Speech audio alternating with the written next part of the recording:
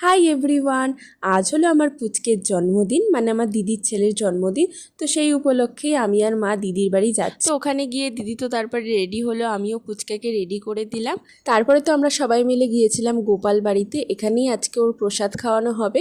তো এখানে কত গোপাল তোমরা তো দেখতেই পাচ্ছ, আর কি সুন্দর লাগছে মন্দিরটা, এত ঠান্ডা সুন্দর স্নিগ্ধ একেবারে। এখন যা গরম পড়েছে বাইরে তো রোদে টেকাই যাচ্ছে না, কিন্তু মন্দিরের ভিতর এত ঠান্ডা, বেশ ভালো লাগছিল। তো তারপর এখানে আমি পুচকেকে একটু হাঁটানো শেখাচ্ছিলাম, আর এইখানে এখন প্রসাদ খাওয়ানো চলছে ওকে। দেখতে দেখতে কিভাবে যে একটা বছর কেটে গেল, মানে ভাবতেই পারছি না যে ওর একটা বছর হয়ে গেল।